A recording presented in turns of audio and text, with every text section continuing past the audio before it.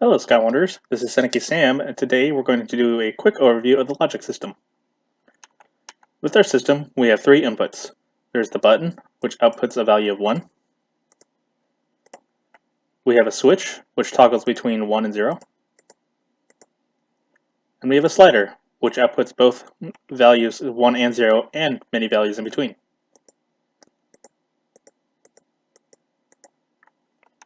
Next, we have the dual link command, and what this lets us do is have one input but have two outputs. So if I connect the switch to that, and then connect the brick to the two sliders, see that both are activated. And the quad link is the same thing, but with up to 4. Next, we have the delay command, and this lets us set a value for how long it is delayed. So if I set it to 1 second, link everything up, you see that it waits a second before moving. Next, we have the OR command. What this lets us do is activate a block only if one or both inputs are active.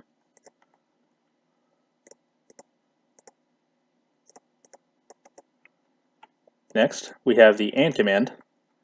What this lets us do is that it activates only if both outputs or both inputs are active. You see that it defaults downwards. And when both are activated, it goes up. Next, we have the console command. Because of how logic is done, we're able to output values that are in between 1 and 0 in this game. So for example, I could set this to 0.3 or 0.7. You see that it only goes part way up. If I set it to 0.1, it goes almost all the way down. If I set this all the way to 0, you'll see it go down all the way. Next we have the mix command, and this is a very useful block for what I like to do. What this lets us do is have two different values of constants. So for instance, I could have a 0.2 here, and a 0.8 here, and with the switch, it will toggle between the two values instead of just 0 and 1. Next we have the NOT command, and what this does is just inverts the signal. For instance, this should be going up, but instead it's going down, and vice versa. Now these are the dual and quad enter commands. So for instance, I have a turret here, which I can control from here, but I also have a camera on the turret. So if I want to use both at the same time, connect one to the turret block, one to the camera block, and then using this enter console, I can use both.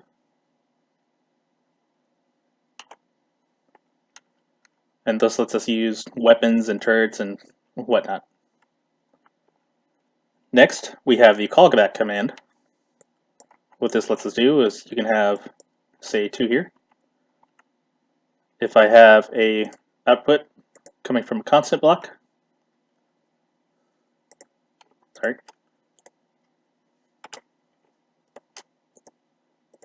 say have it going to this, and I have a value of, say, 0.3. And then I could have this connected to the rail. That means that it's getting commands from the rail now. Then have an output connected to this rail. Whenever I change this, you'll see that it will move. If I change this to a 0.7, that will move. And you see that this will only move, or this will only output to this, once this is finished moving. So say 1, push and exit, etc. Lastly, we have the router command, and this will output to different points depending on what the input value is. So for instance, we have 2 rails, connect 1, connect 1. Now if this value is less than 0.5, it will output to this, which will output to this.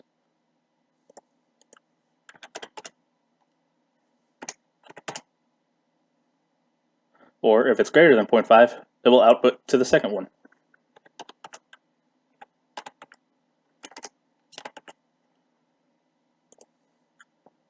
And that's all the logic bricks. Of course, we have different sliders and hinges and whatnot. I can also show you how to do turrets.